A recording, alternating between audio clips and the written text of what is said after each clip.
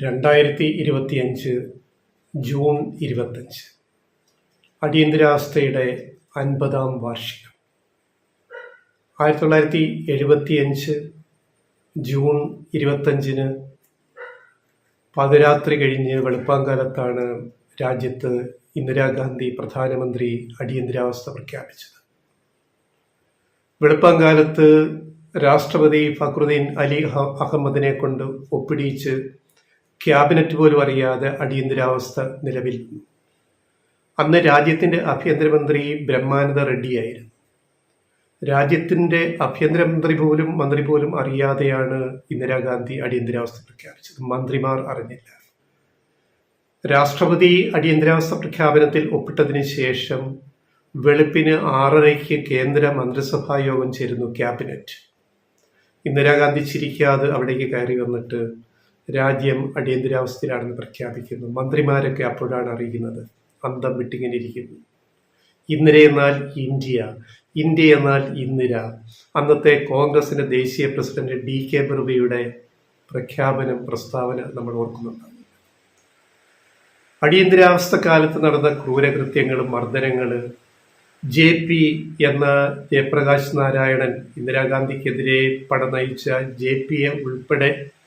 ജയപ്രകാശ് നാരായണനെ ഉൾപ്പെടെ മിക്ക പ്രതിപക്ഷ നേതാക്കളെയും പിടിച്ച് ജയിലിലിട്ടു എന്ന് ഉറപ്പുവരുത്തിയതിനു ശേഷമാണ്, പാതിരാത്രിക്ക് ശേഷം വെളുപ്പാങ്കാലത്ത് ഉറപ്പുവരുത്തിയതിനു ശേഷമാണ് ഇന്ദിരാഗാന്ധി രാവിലെ 6:30 ക്യാബിനറ്റ് വിളിച്ചു കൂട്ടിയത്. ഈ ഒരു അടിയന്തരാവസ്ഥ കാലത്ത് പീഡനം അനുഭവിച്ചവര്, രക്തസാക്ഷികളായവര്, ജയിലിൽ കിടന്നവര്, രാഷ്ട്രീയ നേതാക്കള്, കലാപ്രവർത്തകര്, സാംസ്കാരിക പ്രവർത്തകര്, ഒരു നീണ്ട ലിസ്റ്റുണ്ട്. കേരളത്തിലെ രക്തസാക്ഷി P. രാജൻ ഉൾപ്പെടെ അടിയന്തരാവസ്ഥയുടെ ക്രൂരകൃത്യങ്ങളിൽ ഇരയായ രക്തസാക്ഷിയായ P. രാജൻ. അങ്ങനെ നൂറുകണക്കിന് പീഡന കഥകള്, മരണങ്ങള് അടിയന്തരാവസ്ഥയുടെ ഭാഗമായിട്ട് പറയുമ്പോൾ ഇവിടുത്തെ കോൺഗ്രസ്സുകാർ ഇതുവല്ലോ ഇപ്പോൾ ഓർക്കുന്നുണ്ട്. ഈ പീഡന തുടർ സംഭവങ്ങളിൽ ഒരു എപ്പിസോഡ് മാത്രം ഇന്ന് പറഞ്ഞുകൊണ്ട് അടിയന്തരാവസ്ഥയുടെ ക്രൂര മുഖം എന്തായിരുന്നുവെന്ന് നമ്മുടെ പ്രേക്ഷകര് ഒന്ന് മനസ്സിലാക്കാൻ വേണ്ടി ഇന്നത്തെ വീഡിയോ അതേപ്പറ്റിയാണ്. ഞങ്ങൾ പറയുന്നത് നടിയും സിനിമാ നിർമ്മാതാവും ആക്ടിവിസ്റ്റുമായിരുന്ന സ്നേഹലത റെഡ്ഡിയെ പറ്റിയാണ്. സുന്ദരിയായ സ്നേഹലത റെഡ്ഡി എന്ന നടി, നിർമ്മാതാവ്, ആക്ടിവിസ്റ്റ്, അവർ 45-ാം വയസ്സിൽ 1977 ജനുവരി 15 അവരെ ജയിലിൽ നിന്ന് വിട്ടയച്ചു. അത് കഴിഞ്ഞ് കൃത്യം 4 ദിവസം പിന്നിട്ട് 5-ാം ദിവസം 45-ാം വയസ്സിൽ സ്നേഹലത റെഡ്ഡി എന്ന സുന്ദരിയായ നടി മരണപ്പെട്ടു. എൻ്റെ തുടക്കം മുതൽ ആ സംഭവം നമ്മൾ ഓർക്കുക. 1976 മെയ് 2 സ്നേഹലത റെഡ്ഡിയെ അറസ്റ്റ് ചെയ്യുന്നു. അവരുടെ ഭർത്താവ് സിനിമാ സംവിധായകനായ പട്ടാപ്പി രാമ റെഡ്ഡി.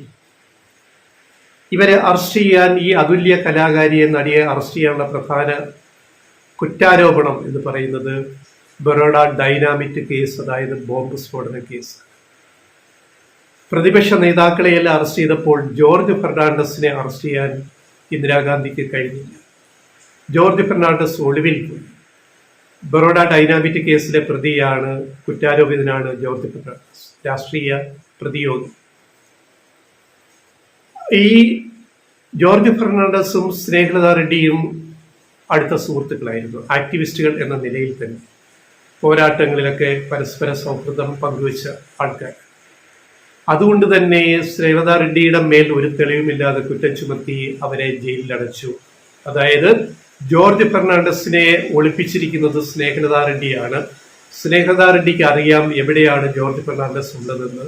അതുകൊണ്ട് ബറോഡ ഡൈനാമിറ്റ് കേസിൽ, സ്ഫോടന കേസിൽ സ്നേഹലത റെഡ്ഡിയെയും പ്രതിയാക്കപ്പെട്ടു. അവരെ പിടിച്ച് ബംഗളൂരു സെൻട്രൽ ജയിലിൽ അടച്ചു 1977 മെയ് 2. എന്നിട്ട് ക്രൂര പീഡനം, ആ പീഡനത്തെപ്പറ്റി അവർ ജയിലിൽ നിന്ന് എഴുതിയ ചില കുറിപ്പുകളിൽ അവർ പറയുന്നുണ്ട്. അവർ പറഞ്ഞ ആ വാചകങ്ങള്,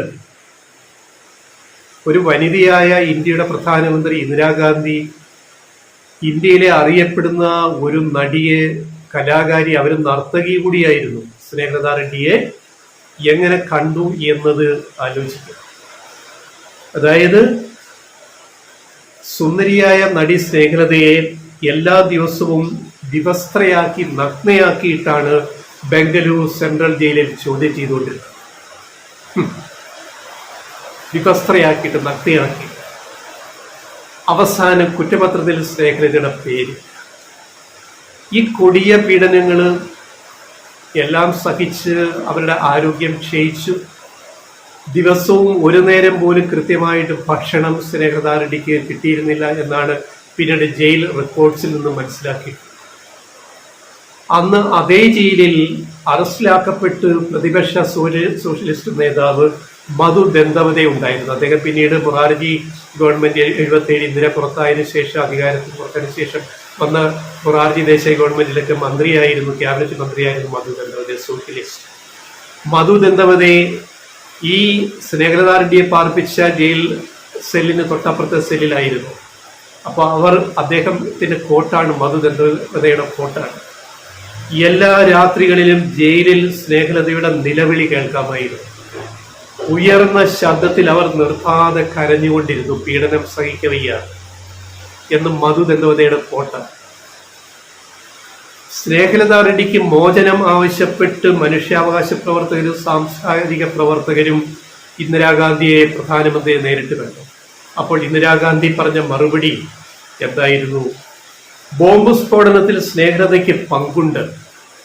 ജോർജ് ഫെർണാണ്ടസിനെ ഒളിപ്പിച്ചിരിക്കുന്നത് സ്നേഹലതയാണ്. ഇന്ദിരാഗാന്ധിയുടെ വാക്കുകളാണ്. ഒരു തെളിവിന്റെയോ ഒരു പിൻബലമില്ലാതെയാണ്, ഒരു തെളിവിന്റെ പിൻബലമില്ലാതെ കല്ലുവച്ച നുണയാണ് ഇന്ദിരാഗാന്ധി അവരെ കാണാൻ ചെന്ന സാംസ്കാരിക പ്രവർത്തകരോട് അല്ലെങ്കിൽ മനുഷ്യാവകാശ പ്രവർത്തകരോട് പറഞ്ഞു. അപ്പോൾ അവർ രോഗിയായി, ആരോഗ്യം ക്ഷയിച്ചു, ക്ഷീണിച്ചൊരു എല്ലിൻ കൂടായിട്ട് സ്നേഹലത റെഡ്ഡി മാറി 45-ാം വയസ്സിൽ. അവര് ജയിലിൽ കിടന്ന് മരിക്കുമെന്നായപ്പോൾ ആക്ഷേപം ഒഴിവാക്കാൻ അവരെ മോചിപ്പിച്ചു. നടന്നു പോകാൻ പോലും പറ്റാത്ത അവസ്ഥയിൽ അവരെ ബംഗളൂരു സെൻട്രൽ ജയിലിൽ നിന്ന് മോചിപ്പിക്കുന്നു. അവരെ വീട്ടിലെത്തിക്കുന്നു. 5-ാം ദിവസം അവർ വീട്ടിൽ കിടന്ന് മരിക്കുന്നു. അത് രക്തസാക്ഷിത്വമാണ്, വെറും മരണമല്ല. അപ്പൊ 1977 ജനുവരി 15-നാണ് അവരെ വിട്ടയച്ചിട്ട് 5-ാം ദിവസം അവര് മരിക്കും. അടിയന്തരാവസ്ഥ എത്ര മഹനീയമാണെന്നാണല്ലോ കേരളത്തിലുള്ളവർ പറയുന്നത്. അടിയന്തരാവസ്ഥ കഴിഞ്ഞിട്ട് 77-ൽ ഇന്ദിരാഗാന്ധി പാർലമെന്റ് പിരിച്ചുവിട്ടിട്ട് തെരഞ്ഞെടുപ്പ് പ്രഖ്യാപിച്ചപ്പോൾ നമ്മുടെ മഹനീയ കേരളീയ ജനത 20 ലോക്സഭാ സീറ്റുകളിലും കോൺഗ്രസിനെ ജയിപ്പിച്ചു വിട്ട് അടിയന്തരാവസ്ഥയെ പിന്തുണച്ച ഒരു ജനസമൂഹമാണ് കേരളത്തിലുള്ളത്. അന്ന് ഈ രാജ്യം മുഴുവൻ അടിയന്തരാവസ്ഥയെ തള്ളിപ്പറഞ്ഞുകൊണ്ട് ഇന്ദിരാഗാന്ധിയെയും കോൺഗ്രസിനെ തോൽപ്പിച്ചിട്ട് ജനതാ പാർട്ടി അധികാരത്തിലെത്തിച്ചു. 1977 മൊറാർജി ദേശായി പ്രധാനമന്ത്രിയാവുന്നു. ജയിൽ മോചിതനായ ജോർജ് ഫെർണാണ്ടസ് വ്യവസായ മന്ത്രിയാവുന്നു. ഓർക്കുക, ചരിത്രം നമ്മൾ ഓർത്തെടുക്കണം. ജയിലിൽ കിടന്നുകൊണ്ടാണ് ജോർജ് ഫെർണാണ്ടസ് ലോക്സഭയിലേക്ക് മത്സരിച്ചത്. അറസ്റ്റിലായി കൊൽക്കത്തയിൽ വെച്ചിട്ട്, ഈ ഇവരുടെ മരണശേഷം കൊൽക്കത്തയിൽ വെച്ചിട്ട് ജോർജ് ഫെർണാണ്ടസ് ഒഴിജീവിതത്തിനിടെ പിന്നെ അറസ്റ്റിലാവുന്നു. ജോർജ് ഫെർണാണ്ടസിനെ ഒരിക്കലും സ്നേഹലത റെഡ്ഡി ഒളിപ്പിച്ചിട്ടേയില്ല. അവർക്ക് അറിയില്ലായിരുന്നു പിന്നെ ഫെർണാണ്ടസ് എവിടെയാണെന്ന് പോലും അവരെ പിടിക്കപ്പെടുമ്പോൾ. എന്നിട്ടാണ് അവരെ ചോദ്യം ചെയ്ത് കൊല ചെയ്തത്. ആ ജോർജ് ഫെർണാണ്ടസ് 77-ലെ ലോക്സഭാ തെരഞ്ഞെടുപ്പിൽ ബീഹാറിലെ മുസാഫർപൂർ മണ്ഡലത്തിൽ നിന്നുമാണ് മത്സരിച്ചത്. ജയിലിൽ കിടന്നുകൊണ്ട് ജനങ്ങളോട് പോയി വോട്ട് ചോദിക്കാൻ പറ്റിയില്ല, ജയിലിൽ കിടന്നതുകൊണ്ട്. പക്ഷെ ജനങ്ങള് 3.5 ലക്ഷം വോട്ടിന്റെ ഭൂരിപക്ഷത്തിനാണ് ജോർജ് ഫെർണാണ്ടസിനെ ബീഹാറിലെ മുസാഫർപൂറിൽ നിന്ന് ജയിപ്പിച്ചു വിട്ടത്. ഇത് ചരിത്രം. ഇന്ദിരാഗാന്ധിയുടെ അടിയന്തരാവസ്ഥ ഈ രാജ്യത്തിന് എന്താ ചെയ്തതെന്ന് മലയാളി മക്കൾക്ക് മനസ്സിലായില്ല. മലയാളി മക്കൾ നോക്കുമ്പം എല്ലാ കടകളിലും വില പട്ടികയുണ്ട്. ഓഫീസുകളിൽ എല്ലാം ഫുൾ ഹാജർ, ഉദ്യോഗസ്ഥരെല്ലാം ഓഫീസുകളിൽ വരുന്നു. സ്കൂളുകളിൽ പണിമുടക്കില്ല, പഠിപ്പ് മുടക്കില്ല, സമരങ്ങളില്ല. കേരളം എത്ര മനോഹരം എന്ന് കണ്ടിട്ട് ഇന്ദിരാഗാന്ധിയുടെ പാർട്ടിയെ 20 ലോക്സഭയിലും ജയിപ്പിച്ചു വിട്ട മഹാമനുഷ്യരാണ്, മഹാവിവരമുള്ളവരാണ് നമ്മുടെ മലയാളികൾ. വിവരമുള്ള ഇന്ത്യയിലെ മറ്റ് ജനങ്ങൾ അടിയന്തരാവസ്ഥ കൊണ്ടുവന്ന് ഇന്ദിരാഗാന്ധിക്ക് പണി കൊടുത്ത് അധികാരത്തിൽ നിന്ന് പുറത്താക്കി. അതൊക്കെ ചരിത്രം. പിന്നെ അവർ അധികാരം തിരിച്ചു വന്നു പ്രതിപക്ഷത്തിന് അനൈക്യം കൊണ്ട്, അത് മറ്റൊരു ചരിത്രം.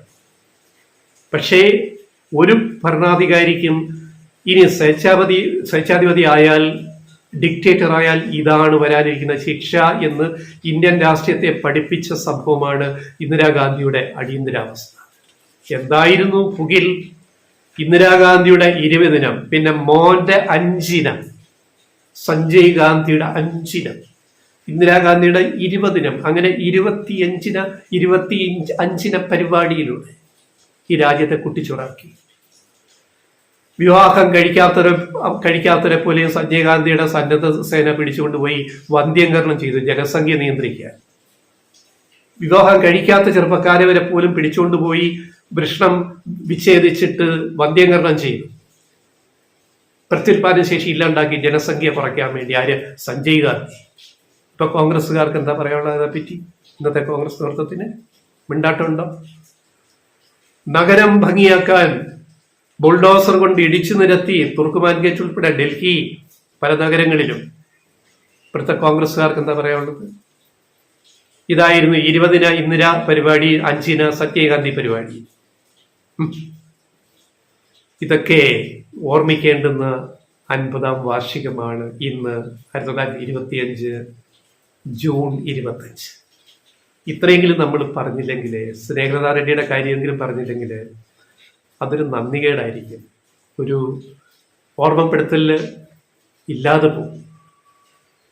ഇതേപോലെ 100 കണക്കിന് പേരാണ് പി രാജൻ ഉൾപ്പെടെ കേരളത്തിൽ റീജിയണൽ എഞ്ചിനീയറിംഗ് കോളേജിലെ കോഴിക്കോട് RECയിലെ വിദ്യാർത്ഥി പി രാജൻ ഉൾപ്പെടെ ആ കേസിൽ കരുണാകരൻ അവസാനം മുഖ്യമന്ത്രി സ്ഥാനം വരെ രാജിവെക്കേണ്ടി വന്നതും AK ആന്റണി എന്ന് പറയുന്ന വേറൊരു നാടിനൊരു ഗുണം ചെയ്യാത്ത ഒരാള് മുഖ്യമന്ത്രി ആയതൊക്കെ നമുക്ക് അറിയാമല്ലോ. ഒരു ചാരക്കേസ് അവസാനം ജയിലിൽ കിടക്കുമ്പോൾ, ഒരു ജയിലിൽ നിന്ന് പുറത്തു വന്ന് മരിക്കുന്നതിന് മുമ്പ് അവർക്ക് 2 മക്കളുണ്ടായിരുന്നു, ശ്രീലതാ റെഡ്ഡിക്കും പട്ടാഭി രാമറെഡ്ഡിക്കും. അതായത് 2 കുട്ടികള്, മകൾ നന്ദന റെഡ്ഡി, പിന്നെ കൊനാറക് റെഡ്ഡി. ഇതിൽ നന്ദന റെഡ്ഡി ഇവർ മരിക്കുന്നതിന് മുമ്പ് ജയിലിൽ പോയി അമ്മയെ കാണുന്ന ഒരു രംഗമുണ്ട്. അതേപ്പറ്റി അവർ പിന്നീട് എഴുതിയിട്ടുണ്ട്. അതുകൂടി പറഞ്ഞ് ഈ വീഡിയോ അവസാനിപ്പിക്കാം. അവർ പറയുകയാണ്, നന്ദന റെഡ്ഡി പറയുകയാണ്, എന്താണ് പറയുന്നത്? കെട്ടിപ്പിടിച്ച് ചുംബിച്ചു അമ്മയെ. അപ്പോഴേക്കും അമ്മയെ തിരികെ കൊണ്ടുപോകാനായി പോലീസ് എത്തി. ഞങ്ങളൊന്നും സംസാരിച്ചില്ല. ആ വാതിലുകൾ അടഞ്ഞു. അമ്മയെ എനിക്ക് എന്നേക്കുമായി നഷ്ടപ്പെടുകയായിരുന്നു. ഒരു സ്ത്രീ ജയിലിലേക്ക് വന്നാൽ അവൾ എല്ലാ പേരുടെയും മുന്നിൽ വെച്ച് നഗ്നയാക്കപ്പെടും. സ്നേഹലതാ റെഡ്ഡി ജയിലിലുള്ളപ്പോൾ കുറിച്ച വാക്കുകളാണ്. ഒരു സ്ത്രീ ജയിലിലേക്ക് വന്നാൽ അവൾ എല്ലാവരുടെയും മുന്നിൽ വെച്ച് നഗ്നയാക്കപ്പെടും. സ്വയം അനുഭവിച്ച മഹതിയായിരുന്നു സ്നേഹലതാ റെഡ്ഡി. ഈ നഗ്നത എന്താണ്? ജയിലിലെ നഗ്നത.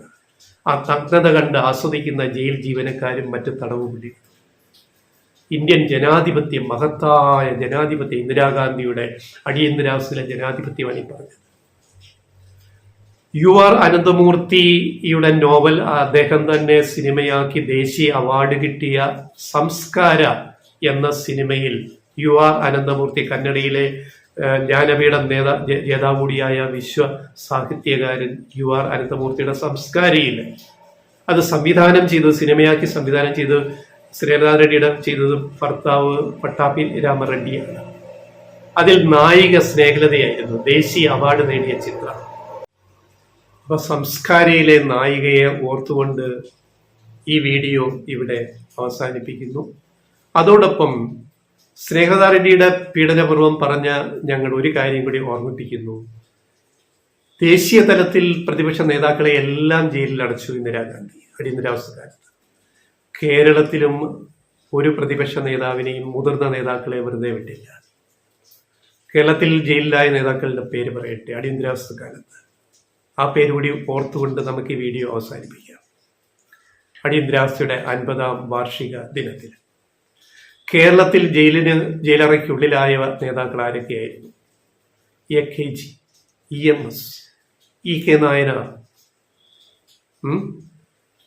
പിണറായി വിജയൻ 1.5 വർഷം, പിണറായി വിജയനാണ് ഏറ്റവും കൂടുതൽ കാലം ജയിലിൽ കിടന്നത്, 1.5 വർഷം ഇപ്പോഴത്തെ മുഖ്യമന്ത്രി. VS അച്യുതാനന്ദൻ ജയിലിലായി.